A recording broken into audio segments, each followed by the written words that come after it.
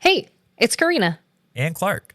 And welcome to the It's Always Spooky podcast. Before we get into our episode today, we wanted to let you know about a couple of announcements that are super exciting. You had mentioned this on our American Horror Story podcast, but we do now have a Patreon account. You can find it honestly, on any of our episodes, you can just hit the support button and it should take you right there. Otherwise, you can just go to patreon.com/itsalwaysspooky. For $5 a month, we will be adding some cool new features. I don't know what any of those features are off the top of my brain, so I will hand it over to Clark. Yeah, so a couple of things that we're going to have kind of coded into the Patreon are letting you guys know what we're going to be recording a week in advance so that you can let us know your favorite and scariest scenes and have that input featured in the episodes. Ooh. And we're also hopefully going to be able to plan some viewing parties and some live chats as we're recording/watching things. And then we're going to come up with a couple of other collaborative experiences along the way. Absolutely, because this is something that we can grow, hopefully, as it becomes more popular. Yeah. One other thing that I wanted to mention before we get into today's episode was that we also have an email in the bottom of our episode descriptions where you can provide input, you can give us feedback, but then also we really want to hear your experiences with the scaries and with the paranormals so that we can build an episode that features our listeners' stories. Yeah, absolutely. Should we also mention the Ko-fi account? Oh, yeah, yeah. It's kofi.com/it's always spooky. Ko-fi is kind of like a Patreon, but you choose the amount that you're donating rather than it being like a monthly subscription. As we've said before, we're going to continue to make this podcast no matter if we make money on it or not. This is just purely a way for you to show your support to us. And we really just appreciate you even listening to us rant about horror content. Yeah, we definitely never thought that people would be interested in this, and the amount of listenership and support that we've gotten so far has blew our minds. It's like blowing my mind is probably the best way to put it. Yeah. Anyway, let's get on to today's episode. All right. We're not doing this podcast because we're experts at it. No. No. Does it's anybody do a podcast because they actually know shit about shit? I mean, I don't know, but I bet you the people who have the really scientific, or a nutrition podcast, you would hope to God, are not just, they're not just shooting by the cuff. They actually have research behind it, but who knows? Yeah, you would hope. Yeah. But especially with nutrition, there's a lot of bro science bullshit that ends up in that. That's kind of what I was thinking as I was saying it, is I was thinking that I feel like podcasts are one of those things where everybody kind of has an opinion, and they are meant very much to be like a free form, more of a free form art than something that has to be super accurate. Yeah. Or has to tell a very particular story. It's it's whatever. It's art. And you want it to be an expert who's on the mic. Yeah. But I feel like a lot of experts are in the lab. Yeah. Well, and maybe they're not super entertaining to actually listen to. Yeah. Right. The facts and the work that they do is really entertaining and really groundbreaking, but maybe it's not digestible on its own. Yeah. Or they can't make it super digestible, but I don't know, that's a lot of hypotheticals. Yeah.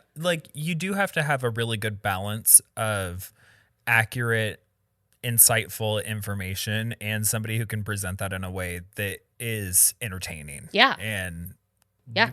Otherwise, what the fuck are we doing? We should just read a research paper. That's definitely true. And I just know that when it comes to audio format, for me, for both podcasts and audiobooks, it has to be a very particular narrator or host. Otherwise, I'm bored. I don't stay in it as much. Yeah. In that exact same vein, the narrator for the Audible version of The Shining. Ooh. Really good. Okay. Really good. Well, I'm sure lots of people have narrated that or have recorded that book before. Yeah. I'm curious who it is. Maybe you can tell us on the next podcast. Oh, yeah, because, it's coming up. That's right. We're doing it at the end of the month, yeah. right? That's sick. Oh, that's exciting. Ooh, I'm actually really excited to revisit it because I haven't seen it again since we covered it. So I definitely that's going to go on my list. I'm doing this really psychologically healthy thing right now where I'm listening to The Shining all the time. And then before bed, I'm reading American Psycho. And I'm in a really good mental space. Both when you wake up and when you go to sleep. Yeah. That's yeah. It's been fun. That's such a better wake up and good night routine than I have. Yeah. I go to bed as Patrick Bateman, thinking about just like materialism and how humans aren't worth anything. Yep. And then I wake up thinking that the boiler is about to explode. As Jack Torrance. Yeah, as Jack Torrance. Or I am waking up as Tony being like, why am I awake? Why do I have to go to work again? Yeah, now we have to play with the bullshit espresso machine. Speaking of a bullshit espresso machine, I couldn't think of a good segue. So, hi, I'm Clark. Hi, I'm Karina. And this is It's Always Spooky.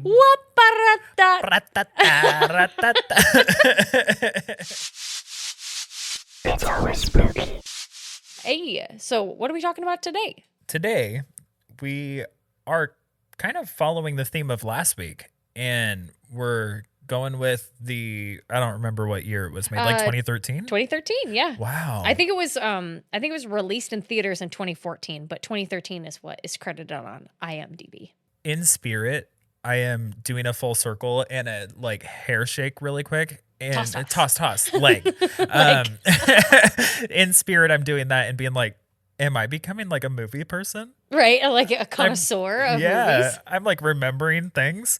Yeah. This is a good ass movie. I remember seeing this movie in the theaters. I went and Brian and I went and saw it together because it was like a brother-sister horror movie. And we're like, oh God, we got to go see this. This has got to be good. And we had a super funny moment while waiting in line to like get our tickets, right? And we were discussing like, okay, you're gonna get the popcorn, and I'm gonna get the movie tickets, and then do you want this? And yeah, I want that, and right. And we were going back and forth, and we had this sweet old lady come up to us, and she was like, I'm sorry to bother you. I just wanted to tell you that I just think you guys are the cutest couple that I've ever seen, and I just wanted to know, how long have you been together? my brother and I, like, we have a really good rapport, and so we just immediately like went all in. He put his arm like around my waist, and I put mine over his shoulders, and I was like, what? How long has it been, Brian? Has it been like 16 years? It's been like 16. Yeah, I remember when my mom brought him home from the hospital, and I took one look in that crib, and I never looked away. And that poor old lady, she looked like we were either way older than she thought we were, or there was something else that was going on. And so finally she just kind of like caught up, and she's like, oh, your siblings. And we were like, have a great day. Bye. Oh my gosh. The thing about that too is that like you guys look related. Yeah. I remember you saying this right the last time I brought this up. Yeah. Like you can't mistake that you guys are related. The only credit I give to this lady is that maybe she just saw us from the back, and she saw us bickering back and forth about who was going to buy popcorn and who was going to buy movie tickets. But I found it to be very wholesome and just super funny in hindsight. Because yes, my brother and I are Irish twins, so like we're only 18 months apart. Like, so we're very, very close in age, and so we just both found it insanely funny. We used to go and see movies all the time together, and that was definitely not the first time that people thought that like we were there as boyfriend and girlfriend and not as brother and sister. Yeah. So I don't know what vibe we give off, but yeah, I always forget that Brian is actually so close to our age. Yes, incredibly and close. Actually, because I'm 5 months younger than you. Yeah, so he's really close in age to you. Yeah. He's like just about a year. Just under, yeah. Mm-hmm. Just under a year, I feel like, because he was born in February. No, maybe just over a year. Just over a year. Yeah. Mm-hmm. Yeah, it's interesting, right? Anyways, circling back to Oculus. Yeah, the orbit came back around. We'll come back to some of our metadata that we typically talk about. So obviously we were discussing this before we started recording, but this is directed by Mike Flanagan, who is definitely one of my favorite directors. Yeah. And this is kind of one of his earlier works that he did. The title card, I did not like this title card. I was very unimpressed by this title card because it's literally just, I had to go back several times and be like, where the fuck is this title card at? It was just so fast. And it was just right after all of the production introductions. And it's just the the name Oculus, and it looks like it's a mirror. Like it looks like there's something reflected in it. Like, that's it. Just kind of boring. That's bland. I feel like you could have done more with that, but Yeah. it was also one of Mike Flanagan's first movies that he created that wasn't like just a short film. Yeah. So give credit where credit's due there. Yeah. The tagline for this is "You see what it wants you to see." Ooh, okay. Stars Karen Gillan from Guardians of the Galaxy. She was also in Doctor Who.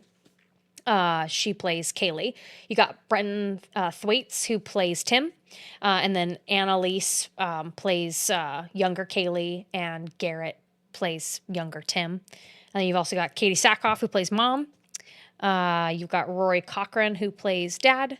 And then I think I also put down Kate Siegel, because she plays Marisol, the ghost that's haunting their house. I also wrote down, and I think it's just because I've seen him in quite a few things now, James Lafferty plays Michael. Oh, the fiance. Yeah. Yeah. What else has he been in? He's in, he looks a lot different now. Okay. Because I didn't recognize him at first. He's in The Haunting of Hill House. Oh, duh. Yes, he is in The Haunting of Hill House. And then the thing that I remembered him from was, it's a little embarrassing. One Tree Hill. What's One Tree Hill? It's a really shitty sitcom from the early thousands. Oh, okay. Yeah. Holy shit. You're right. He looks way different. Yeah. Yeah. I just know. He's like kind of a... What? Yeah, he's kind of like a nerdy looking, whatever, stereotypical generic white guy in Oculus. But when you look him up, it's like, damn. You gotta look. Yeah, you gotta look up this dude. Yeah, please, for the love of God, look him up. He should never shave his face ever again. No, and saying. Like this. Hello. Is that on IMDb? Yeah. This one's on. Damn, we're just bullshit. Yeah. We're just like hitting on this dude right now. Yeah. Well, he put in the work. Yeah, he did. Yeah. I didn't write down a brief synopsis for this one. Not gonna lie, finished it about 15 minutes before I got off work. That's cool. I think I could probably take the reins on this one. Hell yeah. I've seen this movie several times now. And this movie's kind of fun because there's kind of like two timelines that overlap in this movie. So it centers around a brother and a sister, Kaylee and Tim, who suffered a really traumatic event in their childhood where they watched their dad torture their mom and then try and kill the both of them. And Tim ends up shooting dad in self-defense, and he goes to a mental institution until he's 21. And he's in there, I don't think they say how old they are, but I'm going to guess they're probably like 11 or 12. Yeah. They're probably just right on the cusp of teenagehood. Yeah, I'd say like somewhere between being just a standard child and being an adolescent, somewhere around that. Yeah. So, he spent like well over a decade just like in a mental institution. And his sister, she went into foster care. And so when they reunite, Tim gets released from the mental institution, and Kaylee has had all of this time to develop a plan for what she believes is like the reason that their family fell apart. And she believes that it's due to this haunted mirror that lived in their house. And so it's kind of like, it's a parallel story that's talking about what happened to these two kids the first time that they were haunted, and then them also having this parallel story of them trying to like defeat the mirror in real time. But they also play this kind of fun dichotomy where like the sister fully believes that the mirror is evil and has like a revenge plan to destroy it, to prove that it's evil in the first place and then destroy it. And brother is completely like not on the same page, doesn't believe that the mirror is actually evil, and truly is just along for the ride because he wants to bond with his sister. Yeah. And might even like feel guilty that she didn't get the same resources and help that he did. Yeah. I feel like it is a combination of a couple of things, because early on in the movie, there is a statement that's made by Tim's psychiatrist where he's like, you have to remember, like, you've had all of these resources to work through this over the last however many years. Right. And your sister hasn't. So just be cautious and make sure that you're protecting yourself when you're speaking about these things or when you're approaching your sister again. Yes. And yes. so I think there is that thing where he has that tinge of guilt of, you know, I've had all of this help, even though it's because there was blame that was placed on me for part of this. I have had this help. And then I think another part of it is that he's gone through all of these years of essentially therapy taking away the thought that that was something that was haunted and that it was more just like a broken family system that ended in this tragedy. Yeah. And he wants to kind of prove to her at the same time, like, you're still fixated on this, but this isn't reality. Reality is what I've processed, and I want to help you through that. Absolutely. Yeah. No, I agree with you, right? Because Yeah. I can see it from Tim feeling guilty that Kaylee didn't get the same help. Yeah. And also very much like in this mental institution, they're not going to subscribe to the idea that a mirror is haunted and killing people. Yeah. So they're going to find a rational reason for why these things happened. And they're going to make Tim believe those things. And so he's like, he knows what actually happened that's true to the story that he's been told all Yeah. of these years. Yeah. And he just desperately wants his sister to reach the same conclusion. And I agree with you with that quote that the doctor had said. It was something specifically about how, like, it's important for you to bond with your sister and to create a relationship with her, but there is nothing more important than protecting your recovery. Yeah. Because it is like, just because you've done all of this work doesn't mean it can't be undone. Yeah. If you backslide and you indulge any delusions that she may have. But I don't think the doctor knew at that point, like, that Kaylee had an obsession still with the mirror. I think he was more thinking of like a general sense of just like, your sister might be a little damaged, and just make sure that you're not, overextending yourself to like bond with her. Absolutely. Because there's layers to it also where it's like, yeah, she had this traumatizing thing happen to her too. And in a way, even more traumatizing because she was actually about to be a victim at the same time. And I think the psychiatrist was like very much leaning into the, like, you need to protect yourself. But the psychiatrist is also presenting what is going to be the clinical version of the story. Yeah. And she's presenting what is the reality of the story. Yeah. And those things don't go hand in hand. No. Yeah. No. They completely contradict each other. Yeah. Which is why I think the doctor was like, be careful. Oh, and even though, like, I don't think he knew anything about the mirror. No. I really don't. Like, I think when Tim was initially brought in, everybody was under the impression that Dad had just gone crazy and had hurt everybody. Yeah, because the kids knew about the mirror, but it didn't seem like they had necessarily placed the blame on it yet. Yeah, it wasn't really until like the very last altercation before that night. Yeah. And I think it was that night, actually. Like it was that night that everything happened and Dad and Mom died. I think that was the same night that they tried to attack the mirror with the golf clubs and it didn't work. Yeah. I think beforehand they didn't have the opportunity, or they didn't know, they didn't know that the mirror was the thing that was causing it. Yeah, because for a while they thought the root of the issue was just this lady who was in Dad's office. Yeah. They didn't really connect that, like, that started occurring after a mirror was there or like that sort of thing. Which like, why would they? I don't think they even saw it.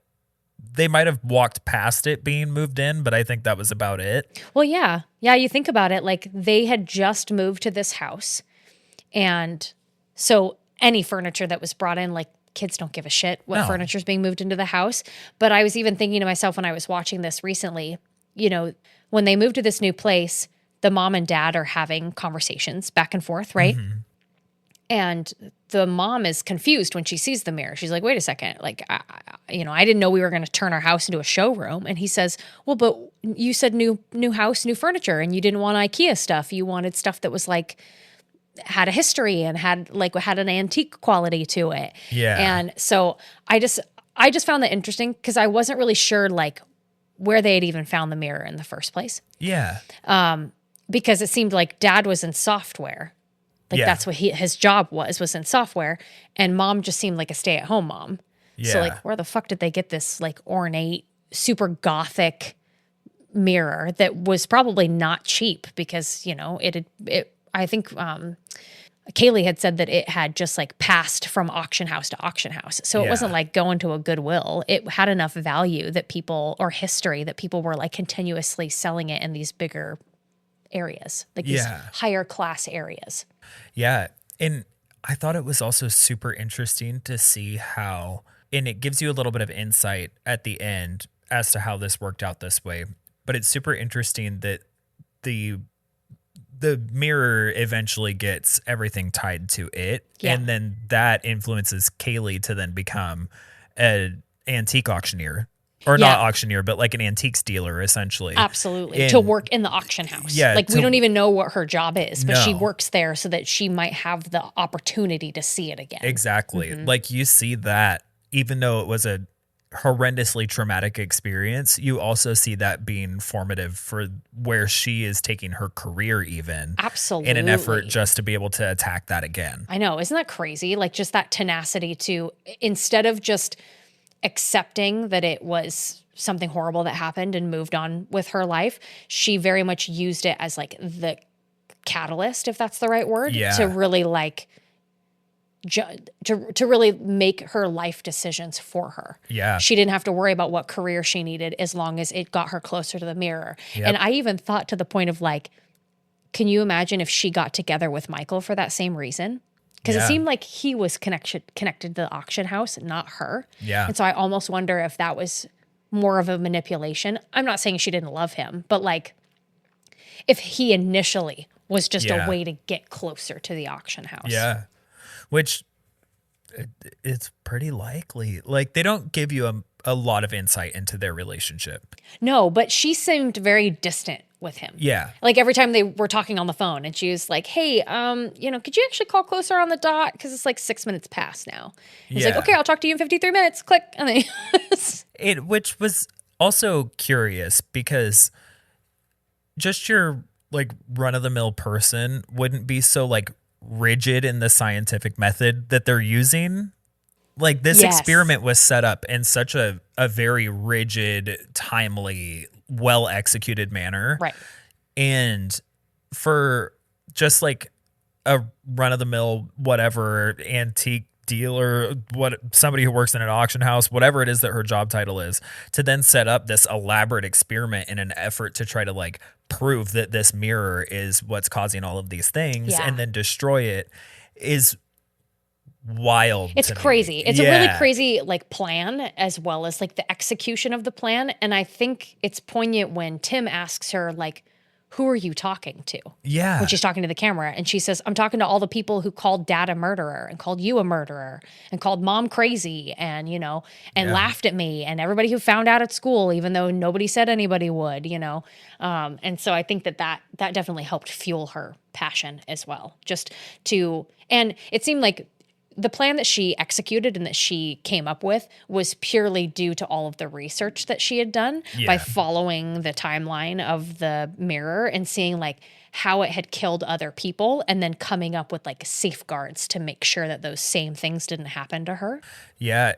Just seeing the way that everything's set up, the scene where they're first walking into the room that has the mirror in it after she reconnects with Tim and then they end up going into the house. And she has this little moment where she talks about how like, I was the only person who went into college being a homeowner because I was the next of kin. There was only one other person who could have had it. Right. You were gone. Yeah. And so, both of our parents were gone. And both of our parents were gone. Mm-hmm. So like, here I am having this house. Mm-hmm. And they even talk about like how, we're going to have to sell it, that sort of thing. But there's something we have to do first. Yeah. And then they walk into this room and it's, cameras and a computer and there's an anchor attached to the ceiling and then and all the timers, all the kitchen timers. Yeah, there's like strategically placed like lanterns and plants and there's even dog. Don't forget about dog. Yeah, there's dog. There's And even like fail safes for all of these different things, like, oh, these lights are hooked up to their own source, these lights are hooked up to their own source, because then if one thing goes out, we have one thing as a backup. If they all go out, we know something's fucked up. Yeah. And Yeah. it's like so well thought out. I think she said even that she had 2 landlines too, Yeah. so that they couldn't use cellular data or whatever. But I don't think either of those landlines actually helped them. No, I don't think, Anything that happens inside of the house is it within the radius. So like, why the fuck did you? Anyways, honestly, not a damn thing that she did was going to stop anything. no. So she could have had all of the fail safes in the world behind her. This mirror was going to do what it was going to do. I mean, it's been around for hundreds of years. Like it's had hundreds of years of time to develop strategies. And I mean, just like, we'll get into some of the scenes, but just like the amount of bodies that it's collected thus far. Yeah. And thinking about like how it works in general to like collect people and their souls and things. So it's had so many victims beforehand who like tried and failed at all of these different methods. Like, how are you possibly going to think of every scenario? Yeah. And one thing I am going to say before we kind of dive into the meat of the podcast is that there are 2 things that really kind of bother me, and they have since I was a kid. I don't fuck with mirrors, and I don't fuck with windows at night. Those are my 2 things. Like, Mirrors freak me the fuck out. I don't know what it is about them. I know that they're just a piece of glass and that, you know, they're reflective.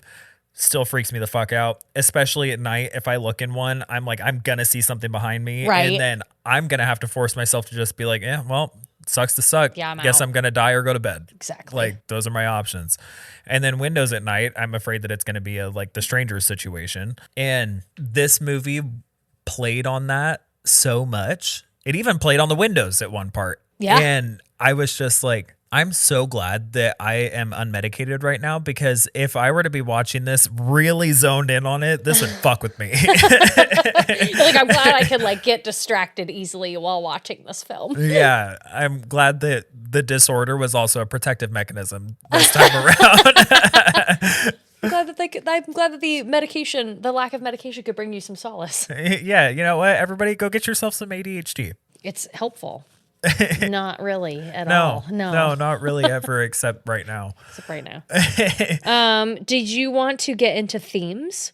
Yeah, I wrote down, the ones that I wrote down at least are fairly generic. Altered reality is a big one. I like that one. Yeah, it's also the connection between the last episode, because Yes. Autopsy of Jane Doe was very much so like a manipulated reality situation. Absolutely.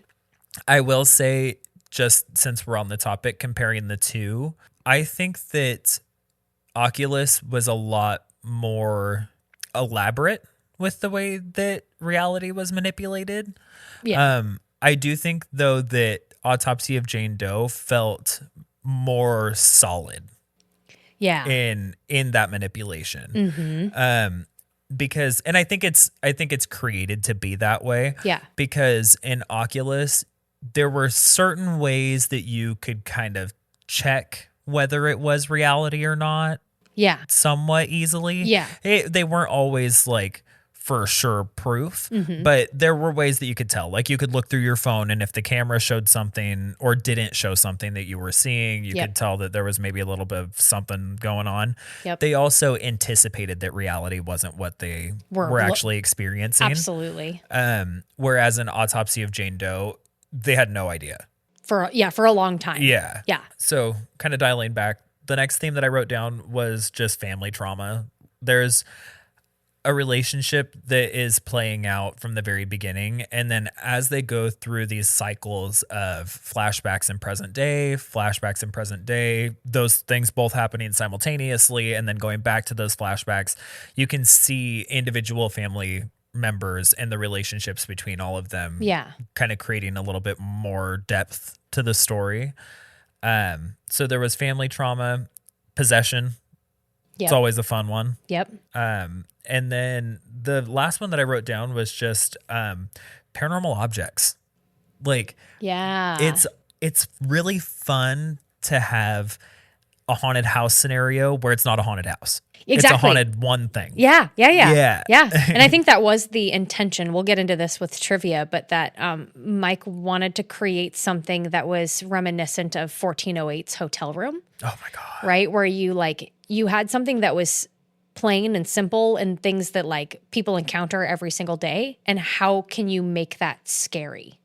Like, how do you make a mirror scary? You know, how do you make a hotel room scary? I need to write that on our list because 1408 is actually one of my favorite horror movies ever. It's good. I love that movie. I really do like it too, even though I do laugh through some parts of it. But I laugh through a lot of it. It's entertaining. It's super entertaining. It is really entertaining. It's just such a good concept. The short story is really good too. Yeah. I mean, if you haven't read the short story. The only other themes that I had written down that you hadn't said, you had said family trauma, but I also think that family is a big theme. Yeah. Just about loyalty, about promises, about like siblinghood and like what it means to like have a sibling that like you make pacts with when you're little kids and how that affects you when you get older. Yeah. And the other theme that I had written down was just faith. Yeah. Right? Just like faith in either seeing is believing or just faith in something supernatural that you can't explain. I think that those are both really powerful themes in this. All right then. Well, so we got through themes. Should we go into our favorite scene? Yeah. Let's do it. I was having a really hard time, and I think it was because it keeps going through those cycles of like back in the day, today, back in the day, today. Yes, like that it is sort of kind thing. of jarring a little bit. Yeah. So I was having a hard time deciding which one was actually going to be my favorite. And then this happened. Okay. And I know I had watched this movie before, but I didn't realize it until this scene because it had stuck with me. So there's a moment where tensions kind of heat up. And there's a lot of paranormal things that are kind of happening within a very short amount of time. A bunch of lights start blowing out, like that sort of thing. And after that settles a little bit, Tim goes to go change out some light bulbs of the different lamps that are throughout the house and throughout that crazy experimental room. And The office, you mean? Yeah, the office. He goes through and is changing out a bunch of light bulbs. And when he's changing them out, there's one that he leaves on like a shelf or an end table or something like that. And so Kaylee goes over to check that like the light bulb has been changed, I believe. And she's eating an apple. And so she goes to like double check and she puts her apple down next to the light bulb.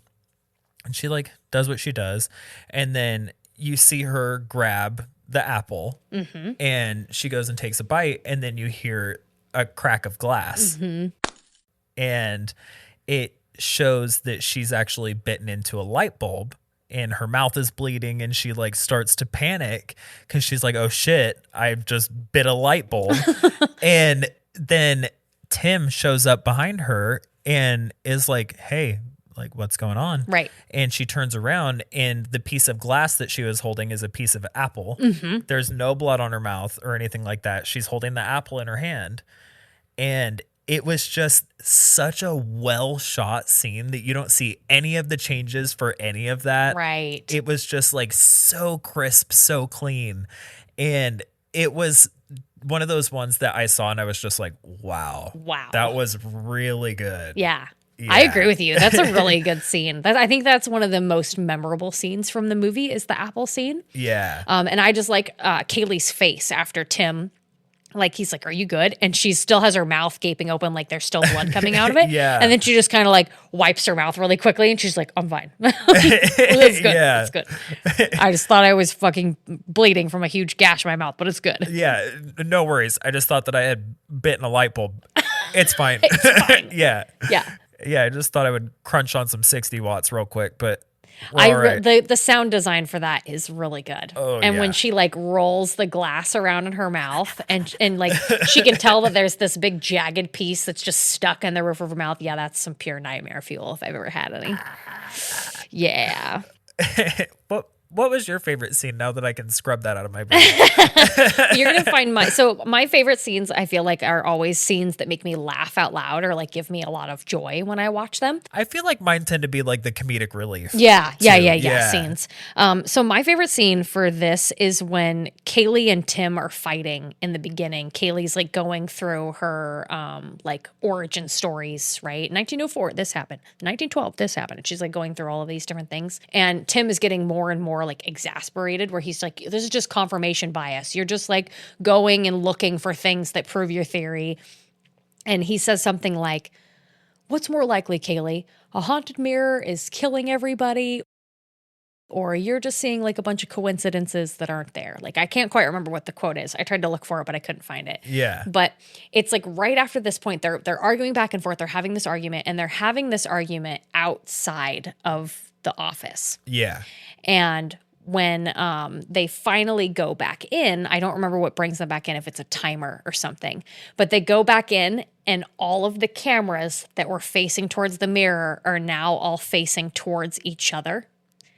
And when they walk in and all the plants are dead that are in the room. Mm-hmm. And all of the cameras aren't facing each other. They're all turned around, and Kaylee runs up and she starts like, she goes on the camera and she says, I'm checking the camera footage right now. And she goes back like a minute and she's watching them have the same conversation, but it's not outside the room, it's inside the room. And they're just like, they're talking and they're also moving things. Like, they're moving the cameras. You can see the plants dying. They're like moving stuff around, shuffling. And then they walk out of the room afterwards.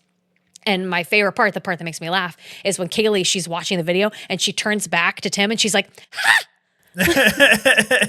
I also love that scene is almost the exact scene in Autopsy of Jane Doe when they look over like what's happened. Right. And they're doing all of this shit, doing nothing at the same time. Exactly. Yeah. Exactly. It gave us the exact same vibes, which is why we brought it up last time. So I just I had to bring that scene back up because it is my favorite scene. It is definitely the scene that I remember seeing in the movie and it just being like, oh my fucking God, that's so cool.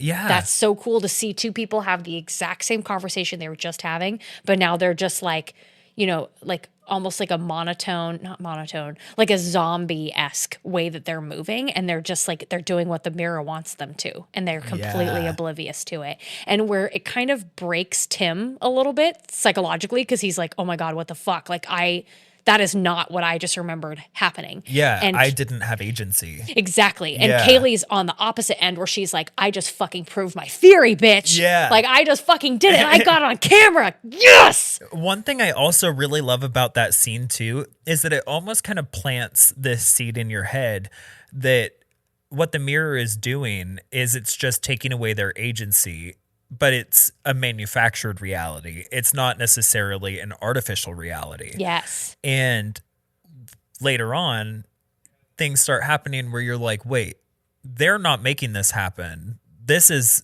artificial. And so it kind of toys with like different ways Yeah, it really does. can be interpreted. Yeah, it really does. And it's really hard for them to be able to tell like what's real and what isn't real. Like, even when they think they're going outside and they're calling people, like they're not actually calling anybody. They're just calling the mirror. Like, the mirror is the one who's answering the phone for them. So it's just a very well played out shot that I really appreciated. I do have a honorable mention for favorite scene. Okay. This was my second choice when Tim, I believe, yeah, it's Tim, goes outside to go like call for help. And when he calls, the police operator, dispatch, that's what it's called. Yeah. The dispatch person is like, you're going to have your dad call in. And it ties into the conversation that you hear earlier on. Absolutely. Where they call in.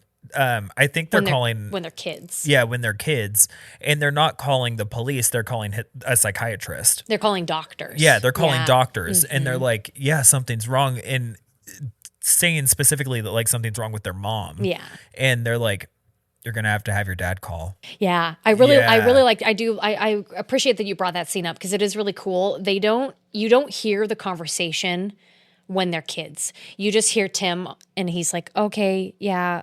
okay, bye. And then he looks at Kaylee and he's like, they said to have our dad call them back. And she says, Yeah. just like the last doctor. And he says, exactly like the last doctor. Like they've been getting the same speech every single time they call. And it's cool because then when they flash forward, and this is an interesting scene, right? Because Tim says to Kaylee, I called the police, they're on their way. And Kaylee's will go, how do you know that that's true? And so when he calls back, he's like, hey, I just called like a minute ago. I'm a blah, blah, blah street.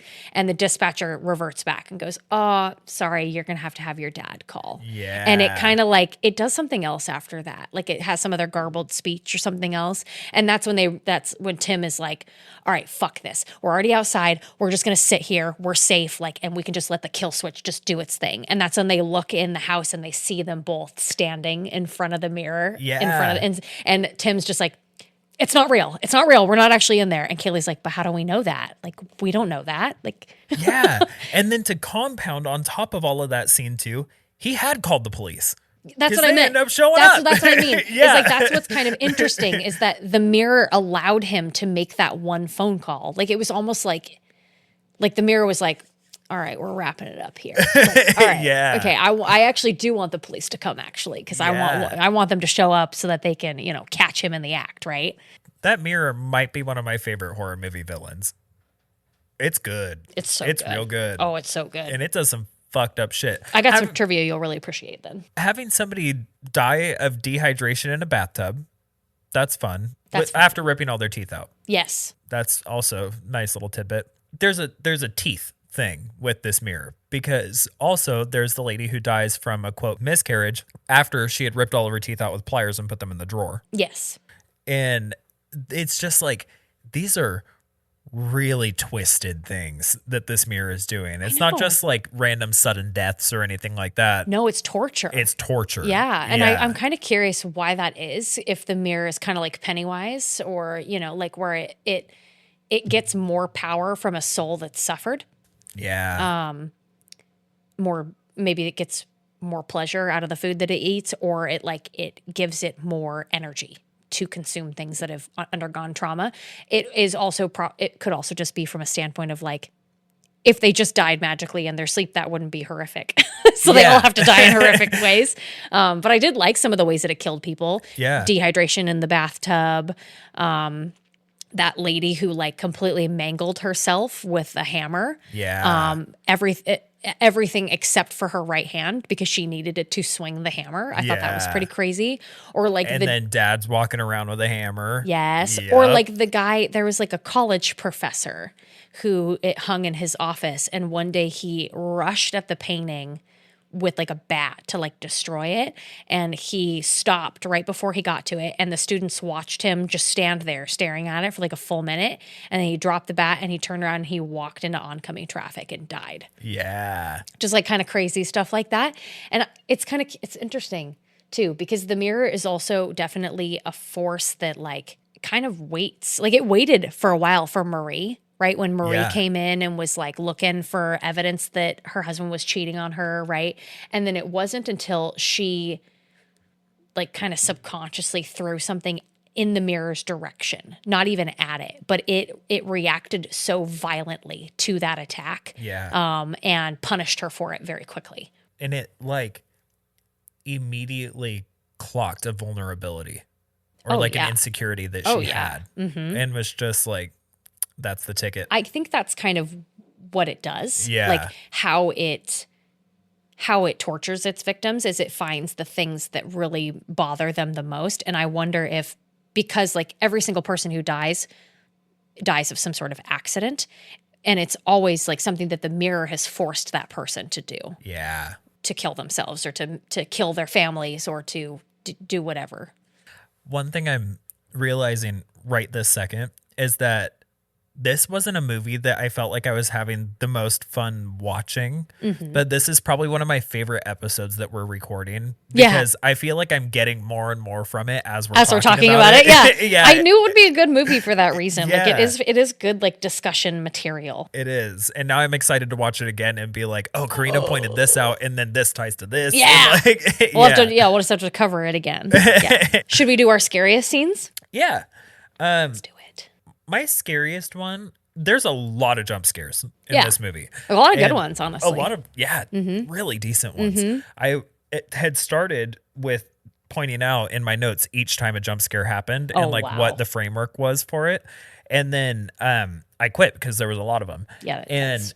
so the one that I ended up settling with, I don't think it's actually, no, it is intended to be a jump scare. So the point where kind of the storyline of the flashbacks and the storyline of the present day converge. Yeah. And there's even a moment where like Kaylee is walking up the stairs and little Timmy is walking down the stairs. Right. And you can see these storylines are now parallel. And she's going up the stairs, and then I can't remember exactly what happens, if she's just like going into the room or something like that.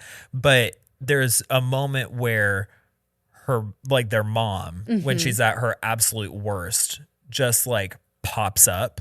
Yeah, Kaylee's going into her room for some reason. Yeah. I think it's honestly just because they're like, fuck this, I want to know what's going on. And so they go in to like go, maybe they even hear her making noises or something. Yeah, I can't remember what the exact setup is for it, but that was the only jump scare that like, I was watching it on my laptop at work, and that was the only jump scare that I was like, whoa. Holy shit. Yeah. Yeah. Yeah. All the rest of them, I could tell it was leading up to whatever, you know, but that was one that was almost just like she was just walking by and it was there. Right. Yeah. I'm curious too. That was one of my honorable mention scenes. So I'm glad that you brought that up. Cause it definitely did really freak me out in the theater. I remember thinking to myself, I was like, holy shit, did he do all of this to her? Or did he just lock her up here and she's been doing this to herself? Yeah. Fucking crazy. Fucking crazy. Katie Sackhoff did so much with this character in this movie. Like I really appreciated some of those, like not really scary scenes, but really like tension building scenes. Like the one that I'm really thinking of is when Dad is gone, he's not there, and it's just Kaylee and Tim and Marie, and she's made them like burnt grilled cheese, and she's just like drinking cup of wine after cup of wine, and she's just fucking angry. You can tell she's angry. Yeah. And she's interrogating both of her children about the woman in Dad's office. And that to me was like it was such a good scene, because it was like, even if there wasn't anything supernatural going on, he was just having an affair with whomever.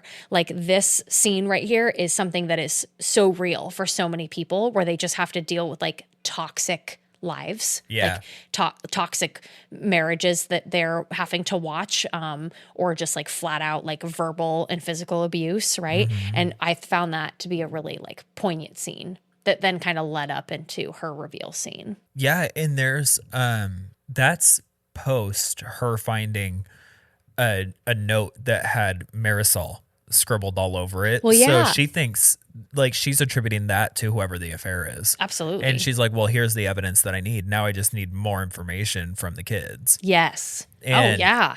I love how every single part of this is so thought out too, because you wouldn't really, I guess, assign anything to it if you just were to like see the shitty dinner and she's drinking wine. Yeah. Unless earlier they hadn't shown them around the dinner table and it's like this elaborate, well-made meal. And it looks like, you know, even though Dad's being distant, the rest of the family still looks like a solid unit. Absolutely. And it looks like this is something that is not out of the ordinary. Yeah. It's something that is very routine and very regular. Exactly. Yeah. And so for it to go to such a stark difference. Yeah. For it to go to now Dad's not distant, he's gone. Mom's drunk. Yeah. She's interrogating the kids. They're having shit food. Yeah. Like, and she's being yeah. incredibly like abusive to them by not only not caring for them, because like I could see the defense of like, well, I made you food. It's like, it's fucking burnt, bro. Like that is not nutrition for your children. You know, you couldn't even like stay sober enough to cook them dinner or to at least like order pizza. Yeah. Like, come on. Like, and that is it might not even be grilled cheeses. It might just be burnt toast. Yeah. Yeah. Like something like that. But like, that's such a Flanaganism too, where it's like, he doesn't rely on just like whatever the eye is drawn to. He relies on setting the scene completely. Yeah, absolutely. Yeah. Yeah. And I just liked that it had nothing to do with anything that was paranormal or supernatural. This is something that very well just could have happened just regularly. It just sucks that there was also like a supernatural component that was compounding on top of it. Yeah. It's a great scene. Yeah, it's a good scene. That would be an honorable mention for me, even if it wasn't on like my fave or my scary list. Did you have any other honorable mentions besides, mom reveal? I could go through like almost all of the jump scares in this movie are pretty solid. Yeah. They are a little gratuitous sometimes, but they're still effective. They're still really good. Yeah. Even to the point where when they're about to ship the mirror to the house and she's down there with like the moving guy and he's like, well, I'm going to go grab these things. And she's like, yeah. And I'll babysit it all the way home. Right. And she looks in the mirror and there's like these two figures with sheets over them. And then she kind of looks, sees them and she's like, all right, whatever. And then looks back to the mirror and then there's three behind her. And so she goes to like pull the sheets off the things. One of them moves. Yeah. And she goes to like pull the sheets off of them. And it's like, oh, this is just a bust and like that sort of thing. And you expect that one of these things is going to be the bad in that scenario. And then it's just the moving guy coming back being like, you're all set. And she's like, and he's like, whoa, are you okay? And she's like, yeah, just a long day. that was out of all of them, I think that's probably the honorable mention for me. That would have been like my second one. Yeah. It's either that one or I think it's the very first jump scare in the movie when dad goes down in the middle of the night to get a juice box out of the fridge. Yeah. And then he's walking past and you just see Marisol. Fucking see Marisol. Yeah. Yeah. And he kind of notices and he turns around and she's not there. Yeah. It was just subtle enough that it catches you off guard. Yeah. Right. Yeah. If you're paying attention, right, you kind of go, whoa, oh. Yeah. Yeah. And I think it's also, and it's probably intended to be this way too, where when mom gets to her worst, she looks a lot like Marisol. And so those two characters can kind of get a little misconstrued at times. Sure. Yeah. Absolutely. Well, and I think Marisol's character does kind of take like a bit of a back burner. Like she is the most prominent ghost. But other than hearing her backstory and then just kind of seeing her in these just like jump scare moments, she doesn't really get a whole lot. Like there's no other character development. She's just there for the scare or to be like manipulative or what have you. Yeah. Did you have any more honorable mentions? Yeah, I've got one other honorable mention and then I'll do my scariest scene. Yeah. So I think my other honorable mention that I'll say is when Tim is being taken into the police car at the very end. And he's shouting, "It was the mirror! It was the mirror!" He looks back at the house and you can see all of the ghosts. Yeah. Just standing there and all their eyes are reflective, like a cat's eyes would be at night. That part I remember watching in the movie, like physically making me jump, making me go, "Oh my God." Yeah. And then like, I think the second moment, like you initially just see the ghosts, but then I think when Tim looks back, like you see Kaylee and mom and dad all there too. Like they've also become a part of the like troop of ghosts the mirrors collected. The Oculus's legacy. Yeah. Yeah. And wouldn't it be interesting? I had heard there was like a deleted scene that got taken out because it just wasn't really relevant, but that Kaylee would be the next ghost that would like haunt the next person who inherited the mirror. She'd be a pretty busted looking ghost too. Yeah, right. With like, would she look like the bent neck lady?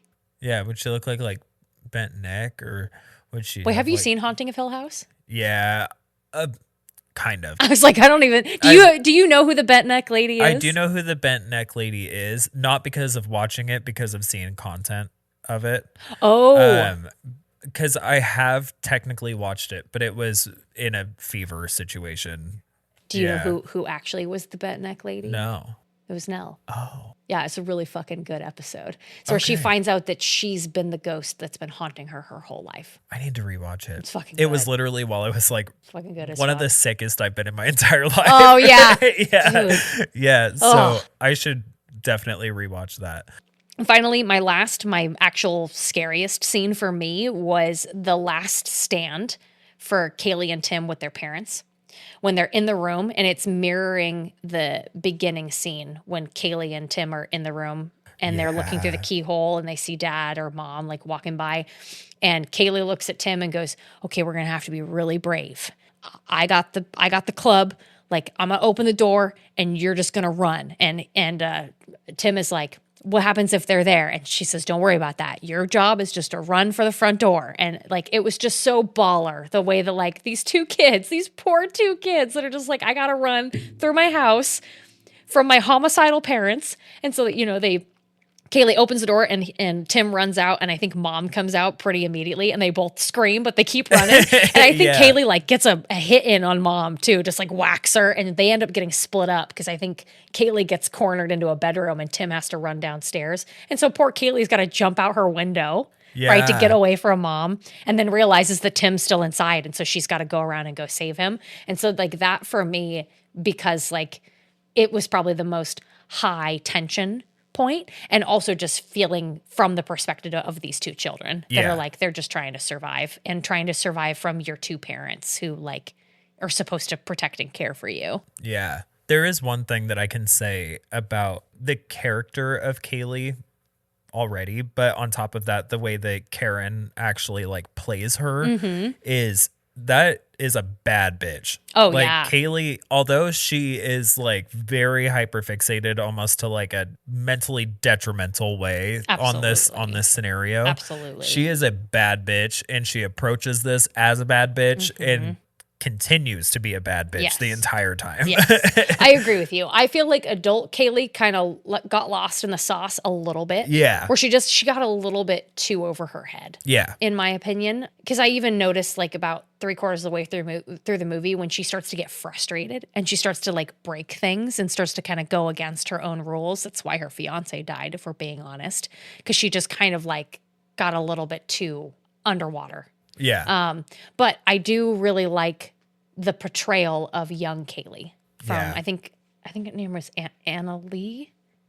Anna Lee, just her last name starts with a B. Oh, Annalise Basso? Basso? Basso? Yeah, I think that's Basso? right. Yeah. Basso.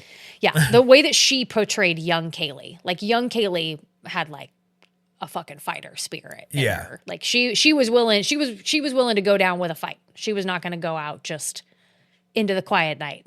Yeah. And was willing to like put herself on the line just to make sure that her brother got out. Yeah. And I like that moment of when she gets out, she's the first one to get out, and she realizes, where's brother? And so instead of going to the neighbor's house or calling somebody, she's like, I got to go get him. Like, I'm not just going to leave him in there.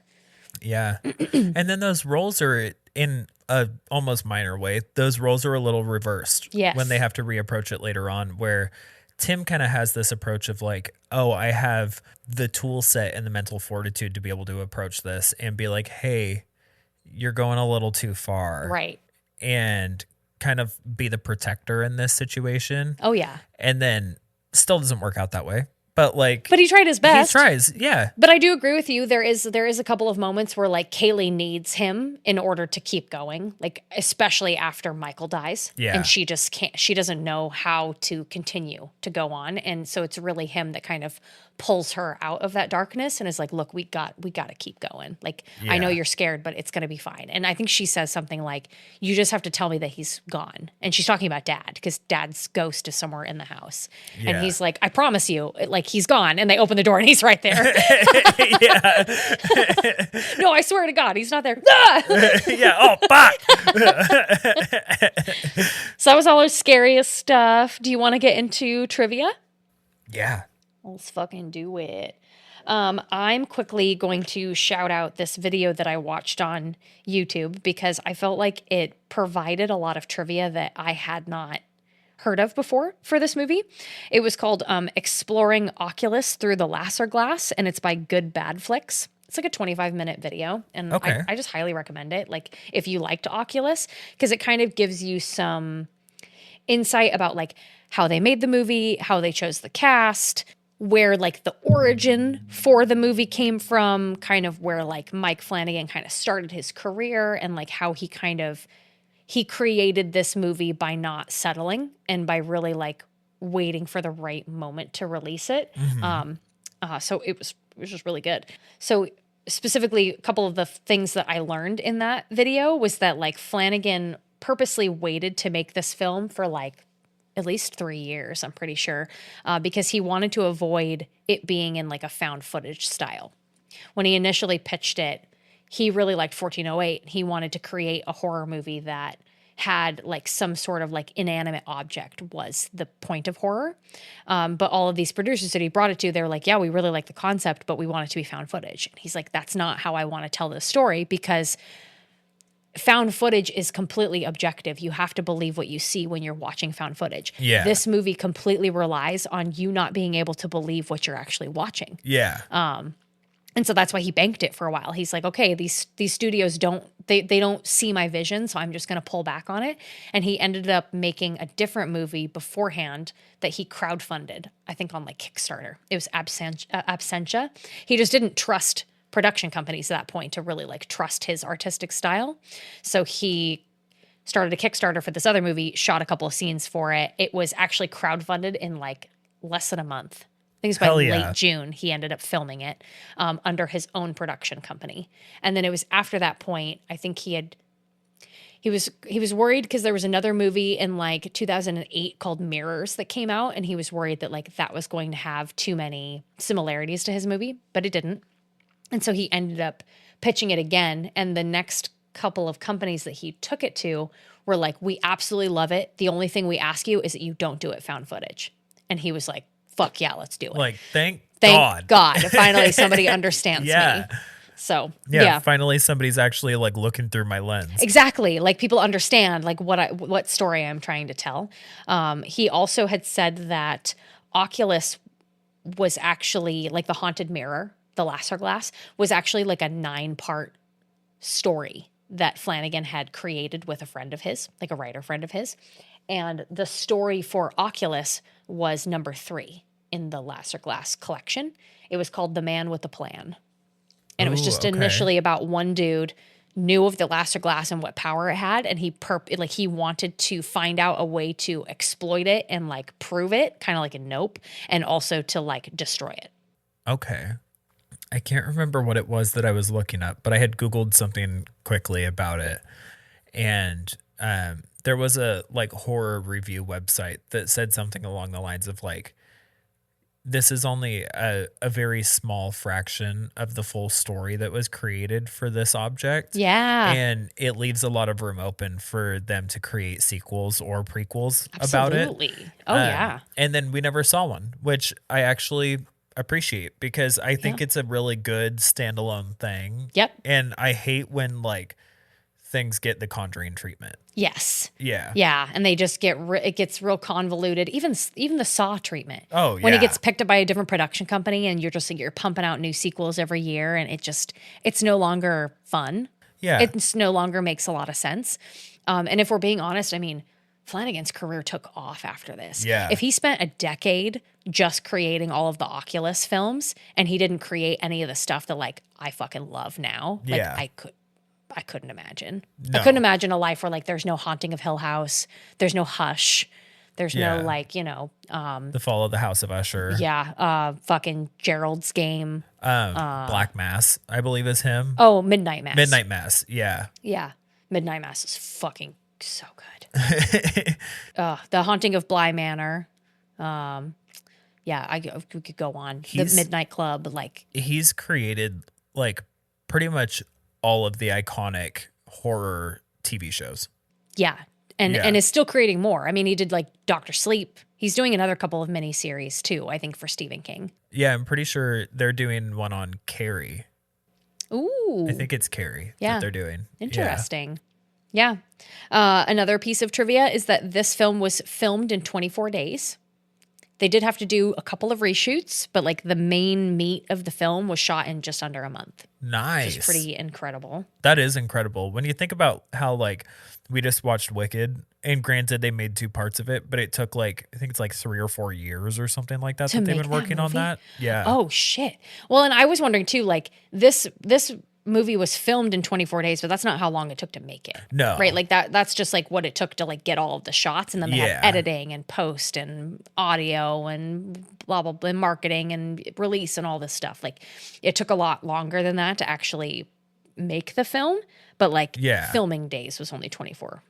Director Mike Flanagan has included the Oculus mirror as an Easter egg in most of his movies and TV shows.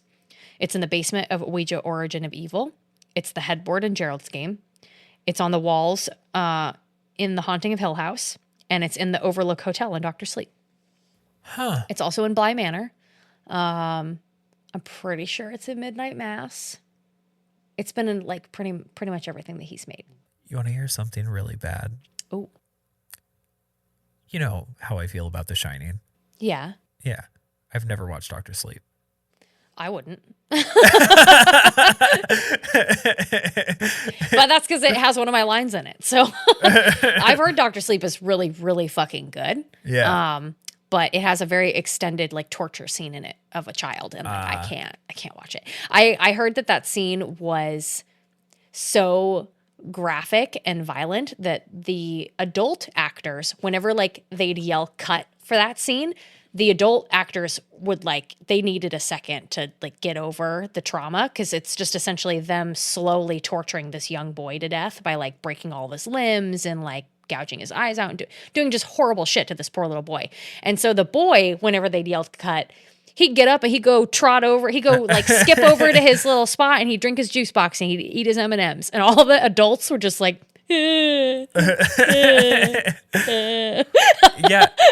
I didn't even find out until probably a couple years ago that they continued with the storyline of The Shining. Of The Shining. Yeah. I had no idea. Well, because it's based off the novel. Yeah. And I just no, whatever. You're like, eh. I like it by itself. Well, I don't know. I didn't read the novel, but I could see a lot of people like very much turning away from that and just being like exactly with what you said about Oculus. Where you're like, it's so good on its own. Why do we need extra story after that? Yeah. But to each their own. Like Yeah. some people really like Dr. Sleep. I'm sure some people would really like an Oculus sequel. Not obviously following the same characters, but like following the Lasser glass Yeah. as it, moves And I feel from like place to place. yeah, and like when it comes to The Shining, a lot of people who I feel like watched the movie and like that was all that they consumed of it. Yeah. They want to see what happens. Yeah. Like they want to see where Danny goes. Goes afterwards. Yeah. And knowing that he was special and had some other type of ability. And I think in Dr. Sleep, it becomes a bit more like, not creature feature, but it becomes a bit more, like a bit less of like a paranormal event haunting type situation and more of a like you're being actively hunted by this group of people and you're also trying to thwart them, but it's like all mind games. Interesting. Because like that's kind of what The Shining is the ability to like manipulate people with your brain. Yeah. Right. So Interesting. anyways, we could watch it at some point. I would watch it for this podcast. Yeah. I will cringe for that one scene and probably cry, but it's fine. It's just a movie. It's just a movie. It's fine. What we could do is we could just watch it together. Yeah. We'll get aggressively high. Oh yeah. And then when it starts to lead up to that scene, I'm sure we'll be able to tell.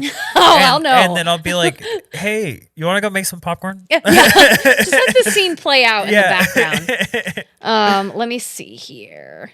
I thought this was really cool, and this comes from this video that I watched too. But Karen Gillan was the first choice by Mike Flanagan to play this role because he really liked her in Doctor Who, and she was just about to end her run on that show, and so he kind of pulled her at the last second, and this was actually her first American role. Nice. Which I find to be very crazy because I didn't notice that she was British until I watched her in an interview. Yeah. Like I would not have even been able to tell. Yeah. She seemed, and I think my first experience with Karen Gillan was in Guardians of the Galaxy, and she definitely doesn't sound British as Nebula. Yeah. That had to have been my first exposure to her also because I've never watched anything Doctor Who. Right. And I sat down and made to watch Guardians of the Galaxy by Chase. Yeah. We got aggressively high. Oh, and yeah. sat there and watched all of it. Oh, I've told you, I went to the movie theater with Harrison and Eve, and I dropped acid while watching the second Guardians of the Galaxy Hell movie, yeah. and that was the best fucking movie I've ever seen. I want to go to like the Omnimax theater and take some mushrooms and watch like Planet Earth. Oh, yeah. Yeah. Or, yeah. Where it's fully everywhere, like Yeah. 360 view. Oh God, I'd watch like a planetarium event for that. Oh shit, that'd be so good. Let's see. Oh, this is fun. Oh, you're going to like this. Okay. To avoid confusion in writing 2 different timelines in the script, Mike Flanagan deliberately wrote the scenes in the past in italics. I like that. I like that. I kind of like that. See how these ones look funky? Yeah, That's right? the old That's the ones. old ones. When Karen is showing her brother previous photos of victims of the Laster Glass, one of the final victim photos is actually a photo of writer-director Mike Flanagan's wife, actress Kate Siegel. Which we knew that. Cute. But they were not married when No, they they made weren't. this film. Not at that moment. Oh, this is kind of cool too. Making a film centered around a mirror comes with a whole set of production difficulties because everything is reflected in the mirror. And they had to use very like clever kind of tilting of the mirror, tilt it like a couple of degrees left or right so that it would never reflect what it's supposed to be reflecting. And it would always give you this sense of like unease. Like you should be able to see a certain reflection in it, but you can't just because Yeah. of the way that it's manipulated. It is interesting how throughout the whole movie, you can see that it's reflecting the room, Yes. but it is like an uncanny valley Yeah. situation where it's like that has the color scheme of the room, but that's the only thing. Absolutely. Yeah. Oh, I have one other thing that I wanted to bring up that I don't know if it's in here, but it's like an honorable mention scene. The final scene right before Kaylee dies, and she's in the office, and she sees, it's young Kaylee, and she sees her mom in the mirror, and they do that whole scene where like she runs up and they hug each other. They actually did that practically. So they took the glass out of the mirror, and they made an identical set on the other side of the mirror. And they had the 2 actresses hug like in the set, and then they just put the mirror there in post, like digitally, like the so reflection. cool. Yeah, I thought that was so That cool. is so cool. And such like a clever, like that was such a clever way to lure her into just the perfect placement. Yeah. Yeah. So I was watching this scene and I was having a little bit of a hard time being able to like see exactly what was happening after Kaylee died because it shows her like, you know, face to face with the mirror anchor, that whole situation. Right. But when Tim goes up and is like looking at her and you can kind of see that his view kind of like pans a little bit. There's a fraction of a second where I feel like you're seeing like Kaylee's reflection in the mirror because she's like pinned up against it. Yeah. But then I feel like you can see the mom for a second. And I couldn't tell if that was me mistaking her for her mom or Right. if Tim sees the mom in that situation too. You're making me want to go back and watch it. That's super fun. I Yeah. like that. I do really like that scene. It should have been one that we brought up in either our fave or scariest, but it is a really fun scene where you have this duality of like, you see Kaylee, she's going through all this trauma, and then she sees her mom, and there's this like lighthearted, warm-hearted moment where like they're hugging, right? And she gets to reconnect. But then you're seeing Tim in the same room, and he finally, I think to him, he just sees an empty room, right? And he's just like, fuck this, I'm over it. And he just takes the timer and he just like winds it down to 0 so it'll just like kill the mirror. And then it like immediately right after it hits, you don't see the impact. You just hear Kaylee like gargling on her own blood. And then he runs up and kind of realizes like, oh, fuck. Oh, no. Yeah, because he even checks the monitors. Yeah. Before he like winds it down, he checks the monitors to see if she's there. And she's not. And she's not. Which is crazy. And then he winds it down and then you see the monitors again and she's there. So I wonder, like, how did the mirror do that? It just Yeah. made him see something different for just that fraction of a second. Damn. I And- fucking love this movie, And man. the thing is, you don't even like, I didn't even feel like we needed to bring up that scene because what asserts itself better than a 20-pound anchor? Yeah, come Like, on. It knows it belongs in this conversation and it's there without us even and having to say it fucking knows it. The 20-pound Danforth anchor That's right. with an extra 20 pounds on barbells attached to a pulley system that's then is attached to a kitchen timer, a manual kitchen timer. So that there's no electricity in play. Yeah. Let me see if there's any other. Oh, I found this funny too. So they had to shoot a couple of additional scenes for the movie. I'm trying to remember which one was it. I believe it was the scene of Kaylee in the basement when she had to do the whole thing with the 3 statues when one of them moved. That was one of the scenes they had to like actually film because they hadn't done it originally. And Karen Gillan had to wear a wig for some of those scenes because she had cut her hair for Not Another Happy Ending. I think like another movie that she had signed up for.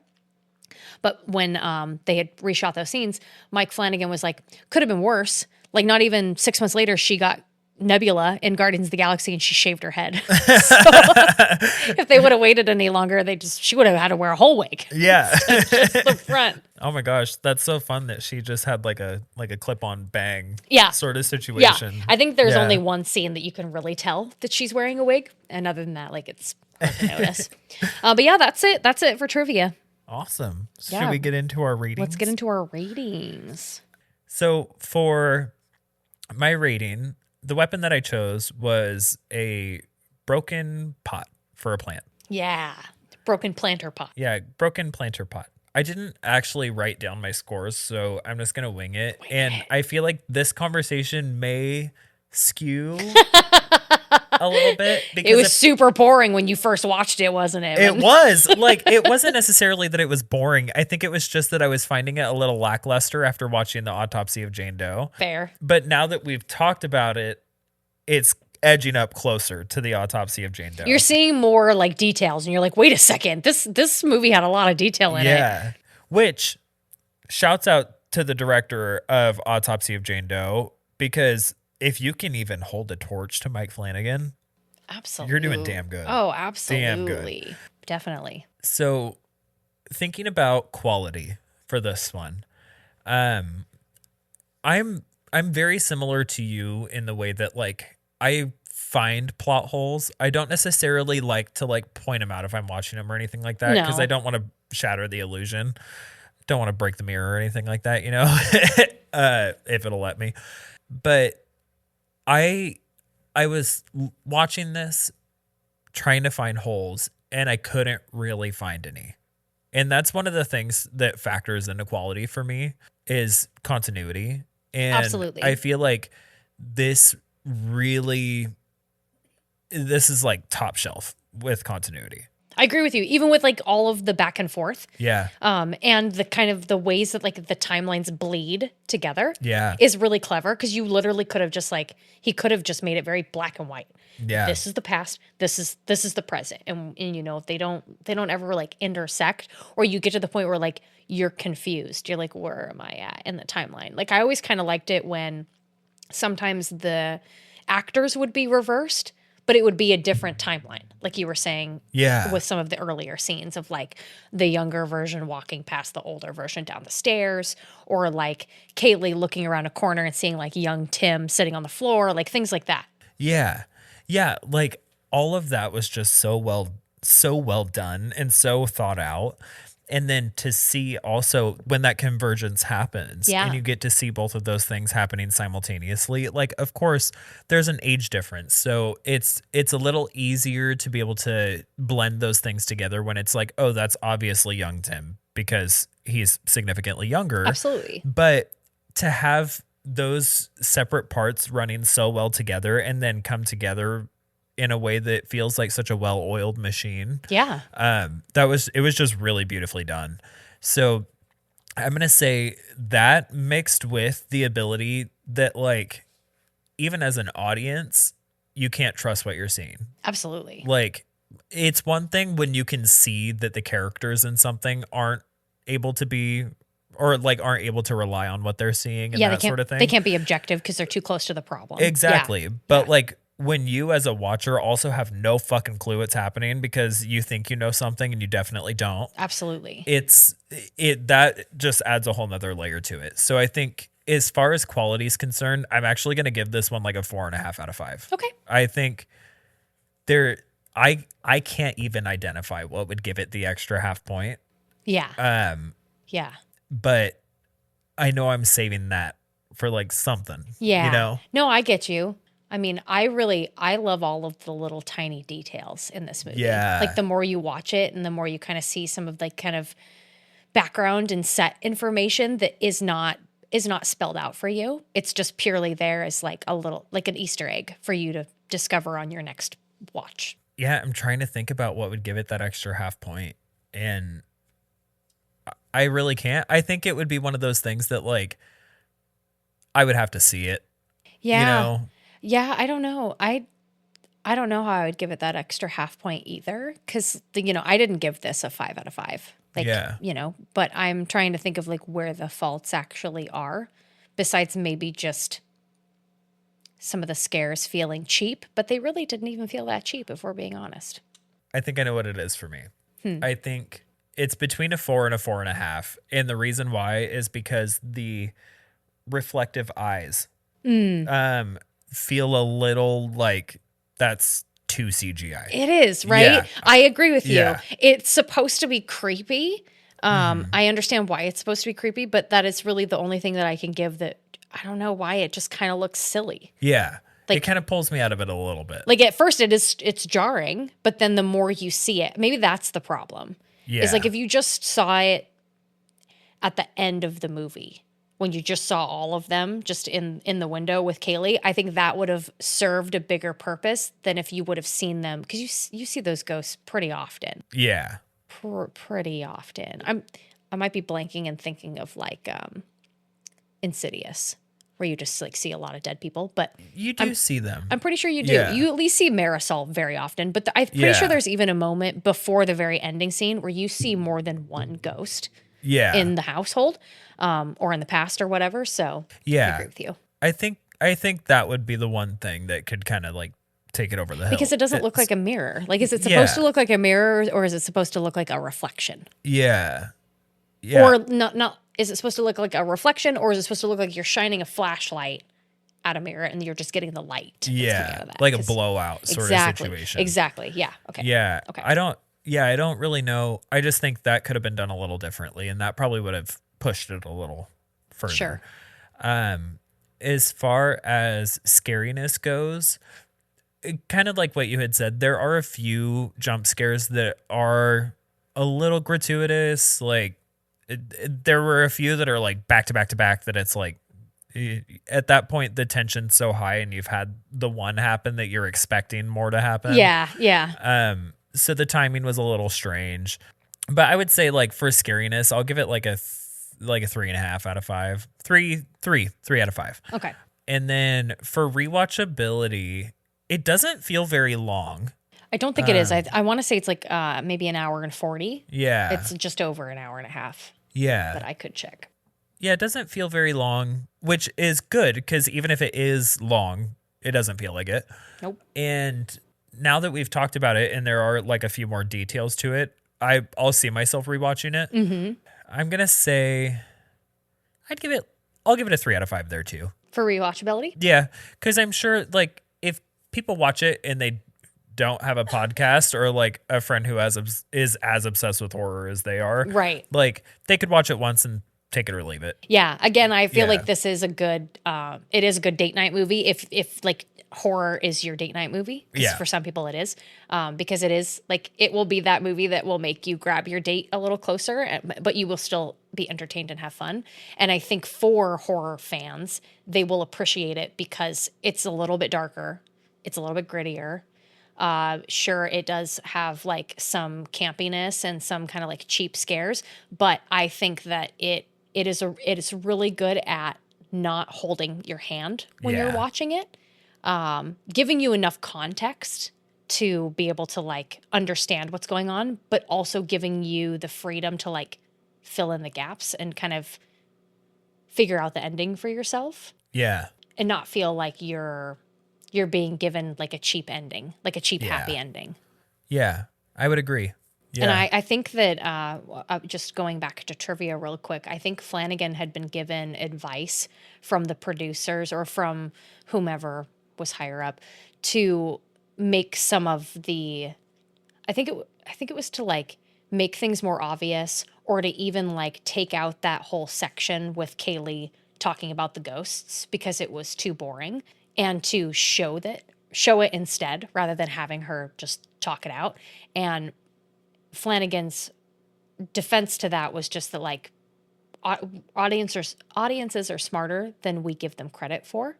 they don't need to be like told every single little thing or shown every single little thing. Some things can be left to the imagination, and they'll appreciate us like not thinking they're stupid. Yeah. You know, like Yeah, because there are people like us who watch these things. We know the tropes. We know what to look for. Yep. And when we get to watch a movie that allows us to actually take it and run with it a little bit, it's really appreciated. yeah, I agree with you. I'm Yeah. piggybacking off of your like unreliable narrator too. Yeah. Right, because I think that is one of the fun things about this movie. Not only that it has a dark ending, but also that it makes you think in your brain like, oh, wait a second. Maybe I can't trust myself. Yeah. Maybe I can't trust what I see on screen. That's why the favorite scene that I had earlier is my favorite, because it's something that like you've never seen before. Yeah. You're just like, wait, that's so cool. Yeah. I think that's factored into that scoring as well, as just like probably in the quality area more than anything, where it's just like the fact that made me question what I'm thinking. Yeah. Also. Yeah. That's. Yeah, it doesn't make cool. it doesn't make it scarier. Sure, No. it's not for us at least, No. but like the quality, like all of those little details and like the cleverness of the ending and just like how they played this like reality game Yeah. with the audience and with the characters is just fun. Like it just makes a really fun movie. Yeah. The burnt toast of it all. Ooh, that could be a fun murder weapon. Maybe I'll go with burnt toast because I would definitely die. What about your rating? So for my rating, I was going to change my weapon to the 20-pound Danforth anchor, attached to the pulley and then attached to the manual kitchen timer. But I decided that I would instead go with my first one, which was a hatchet wielded by a completely unmangled right arm. Yeah. Because Yeah. it needs the right arm so it can mangle the rest of the body, Yeah. ending with the face. Absolutely. So yes, I'm going with this hatchet. You can't just have the tool, you've also got to have the user. Yeah, I really liked that visual of just this woman who was just completely mangled. Yeah. And the last thing they found her doing was like bashing her own head in, and the only thing that was untouched was her right arm because she needed it for whacking. Absolutely. As most of us would. Gotta have the right arm unscathed. I'm just trying to imagine trying to like hit your own right arm with the hatchet. It's like, I can't get the wrist. Shit. So I'll do for quality first. I did a 4 out of 5. I really like all the details in this movie. I love the 4 main characters because I love the chemistry between young Kaylee and Tim and then older Kaylee and Tim. They both had just really good banter. There was just some really good, like light, warm-hearted moments. And then also like these very gritty, tense moments where they had to band together and they had to work together. Yeah. And I love Flanagan. So I didn't want to give it a 5 out of 5 because it is one of his earlier works.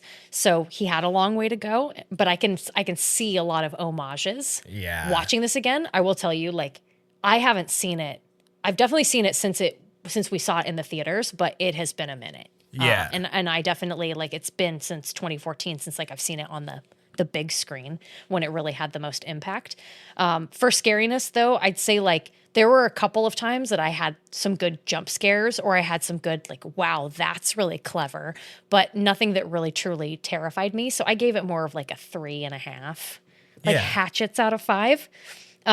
But rewatchability, I still gave it a 4. I'm thinking about dialing it back to more like 3.5 because I definitely have not seen it, but it is one of those movies that I highly recommend watching because Yeah. it is one that like when I watch movies now, like I think about Oculus a lot Yeah. for a lot of those reasons that we've talked about in this episode. Yeah. It's going to be kind of in the same vein, and I hate to keep comparing them, but kind of in the same vein as like The Autopsy of Jane Doe, where like when I think of a movie that's going to make me question, Yeah. and that's kind of what I'm wanting to feel, it's going to be one of the ones that's Yeah. a contender at least. When you have that moment of just like, what the fuck? Yeah. Yeah, that moment of like, oh my, that was so not what I was expecting. It just immediately becomes like a cult classic. It becomes something like in my tops, in all of the great movies, Oculus is going to be up there Yeah. just because of some of the scenes that were in it. Yeah. So the last part of our podcast episode that we typically do is the, what you doing? Yeah. What you doing?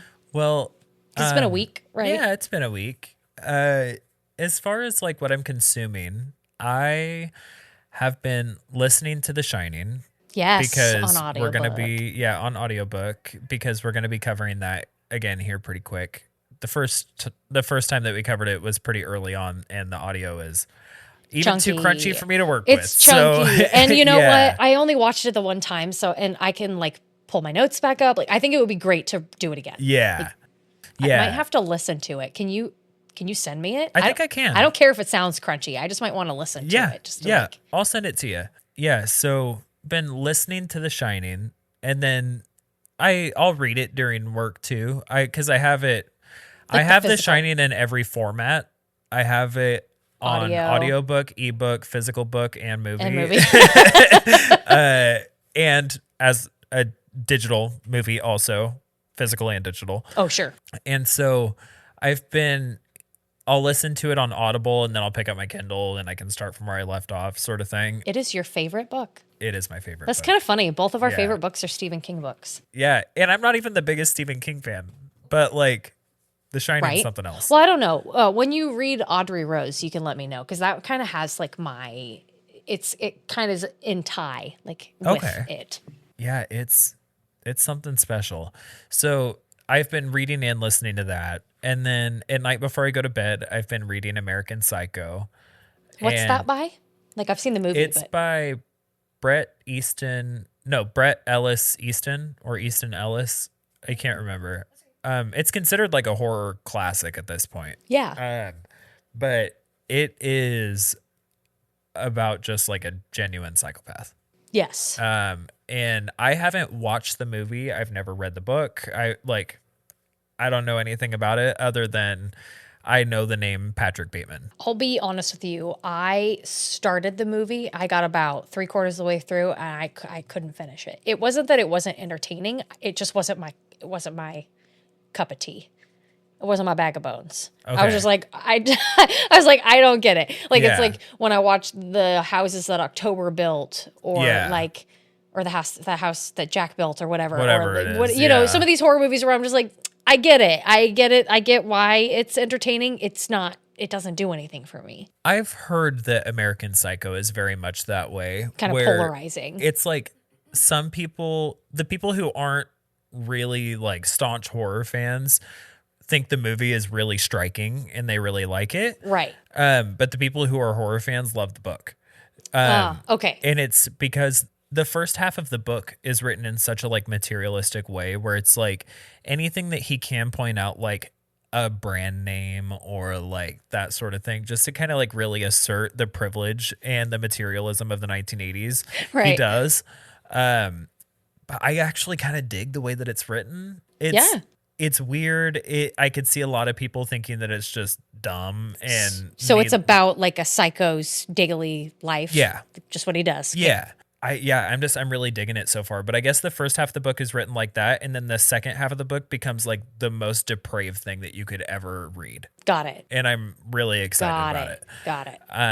So, I'm consuming both of those things, which is great for my mental health. There's nothing wrong with reading horror. It honestly, there's not. And I find myself going into horror novels when I need to like come back into me, sort of thing. I've been consuming a lot of nature content, like all that kind of stuff, which is really helpful for my growth, I feel like, and really helpful for like when I can't be outside, I can be outside in my brain, sort of thing. Yeah, absolutely. But horror is what feels like home. Yeah. So it's like the safety net. Exactly. Yeah. So this is what's like pulling me back into me. Yeah. And I've been really enjoying both of those things. As far as like games go, Chase and I have been going with our Baldur's Gate campaign, and I've noticed that I had put down my individual playthrough for quite a while, and it's getting to a point where I am not really remembering certain decisions that I made or the way that certain things led into one another. Yeah. So I'm revisiting my individual playthrough and spending a lot of time on it. Okay. And right now I am in a a fucking pickle. Oh no. A fucking pickle. And there's no way out of it. What's the pickle? Did you ever fight Raphael? Who's Raphael? The demon? Yeah. I think so. You got to the third act and No, like, I don't think we got to the third Oh, act. so you go to hell. Oh. You have the option. You don't have to do this. You don't For have some to do reason, I decided I wanted to. Sounds interesting. Raphael's HP, 666. Which, hilarious. Also, terrible. And so you're in hell. You end up having to fight him, right? Yeah. And this giant demon that he has as like his friend, Of and course. his 7 other demon friends that are around him. So like the lowest HP thing that you're fighting is 100. Oh God. And there's like 6 of those, and then there's one demon that's like 370, and then there's Raphael that's 666. Do you have a party of 4? And I have a party of 4. Oh God. Yeah, and it's not even the ones that I normally use because one person's stuck in prison. The other one, I don't know where the fuck they went, but they were just So then like, who do you bye. have? Who do you have? So I have Will, Gale, and Lazelle. I mean, well, at least you have Lazelle. Yeah. At least she can be a meat shield, but fuck. Yeah, Carlack's in prison. I don't know where the fuck Shadowheart went. No idea. But I'm also using her as collateral right now. I don't know where she is, but I'm promising her to somebody if they help me. Wow. Yeah. So yeah, that's Wow. the clusterfuck that I'm in. Where's Astarion? Did you kill him? I genuinely don't know where I he killed is. him. I- There was one night he tried to seduce me, or he tried to bite me in our sleep, and I just murdered him. I might have told him to leave. I'm pretty Oh, sure you I could told do him to that. leave at Yeah, some you could point. just exile him. I should have killed him. I just murked him, and I thought it was really Yeah. funny. Like I thought my character was just gonna beat the shit out of him. No, he fucking died, and the next day they just took his place out of camp. And I told Harrison, I was like, "Oh shit, should we reload?" And he's like, "I don't give a shit. I don't care." Yeah, I was kind of toying around with the idea of like restarting Act 3 because I have a save point that's like right at the beginning of it. Because I was so lost at like what I was even doing at that point. Right. So I was like, maybe I should just start it over. And I was like, I'm just going to send it. Yeah, And you might as well try. I mean, come on. Yeah. What's the worst thing that's gonna happen? You're gonna die. yeah, the worst thing that's going to happen is I'm going to eventually end up going and loading back to that point again anyway. Absolutely. So I might as well try to defeat the literal devil. I will say, if you ever have the opportunity to go to hell, yes, it leads to fighting Raphael. However, you get to see a dupe of Raphael that is almost entirely naked, but is wearing like BDSM style like leather, and it's really skimpy and really hilarious. You're like, and it's totally worth it. It's worth it. Totally worth it. Actually, I might have a picture of it. Oh my God. It was so funny. I took a picture and sent it to Chase, and I was like, "Have you seen this?" Have you seen this? Yeah. Wow. Yeah. So that's that. And then outside of like content that I'm consuming, we got to go on a hike. Yeah. It was really Oh, fun. fuck. I totally forgot about that. Yeah. Holy shit. Yeah, we got to go on a hike on Sunday. We did. We went to Ecola State Park out on the coast. Yeah. Which is pretty close to where Harrison and I eloped, which is kind of cute. Yeah. Yeah. And I came home and was telling Mom it's always so fun to go hiking with you because we're both like, look at that mushroom, look at that moss. Touch the moss. Touch it. Touch the moss. Fucking bouncy. Yeah. Bounce, Sniff bounce, this bounce, dirt. bounce, bounce. Yeah. Oh, yeah. Yeah. I walked past Harrison. I was like, do you want to take a soil hit? And he's like, okay. Like he hasn't taken a soil hit in so long. Yeah. I'm always doing that shit. It was just really good because like we do this as an opportunity to connect with one another once a week anyway. But Yeah. like to be able to do something outside of this too is nice. Oh yeah, absolutely. Yeah, we needed something to do just before like we came back from the holidays. And so we really wanted to go on a hike. And so I was really happy that you and Nick could come with us. And it was a really pretty hike too. It was. There was so much wind that like blew over a bunch of trees. So it was like some parkour that we had to like some parkour skills we had to pull out. But I was glad we didn't take Echo because I think she would have just pulled us through all of that. It was also one of the best days I've ever had at the coast. No shit. We Like- brought so many layers and things thinking it was Yeah. going to be shit weather. And it was Yeah. awesome. It was no wind, no rain. wasn't super sunny. It was just like it was foggy and pretty. Oh, and, so pretty. Yeah. And it wasn't too cold, but it also wasn't hot, which is No. just like what you want when you're at the coast. It Like, was- I don't want the yeah. sun to be out. No, I don't go to the Oregon coast thinking that I'm going to go to like a beach. To like a beach. Yeah. Like a Florida beach, right? I'm not Yeah. doing that. No, I'm going there for big waves and wind. Exactly. Like yeah. And the tide pools. Yeah, the tide pools are pretty pools. banging too. And some really nice top shelf rocky outcroppings. That's like, yeah. Yeah, we saw some really pretty stuff out there. I took a bunch of GoPro footage that I'll be sure to I'm going to make like a little video for it and edit it all. And then I'll probably put it up on a YouTube. Yeah. Or I could put it up on the Google Drive. Oh, That'd be yeah. pretty easy. And then we could take some little pieces of it and eventually use our podcast Instagram. Yeah, I mean, we could. Yeah. We could do make a adventure YouTube where we just go out hiking and Yeah. stuff. Dude, People can see what we do. that'd be dope. That would be Yeah. so much fun. We could definitely do that. That would be fun.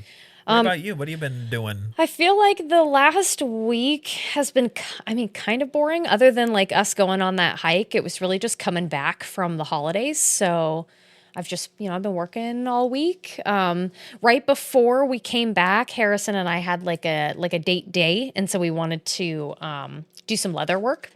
I ended up buying a bunch of supplies and like a paper pattern to make him like an organizer for his belt that'll like hold his, it'll hold his multi-tool and his pen light.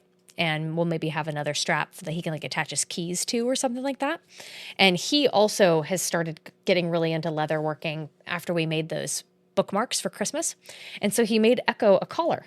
It's so cute. Yeah. And he made this awesome buckle for it. I've made like 3 belts now. I've never had a buckle that looks as good as this one.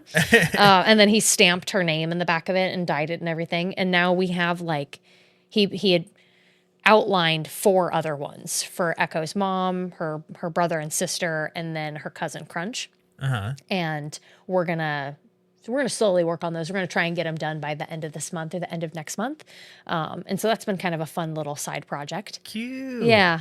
And then I think the only other things that are coming up right now is just a lot more work and then just like rock climbing and stuff. Yeah. Yeah. Which we should also schedule that. We're going to schedule Nosferatu and rock climbing.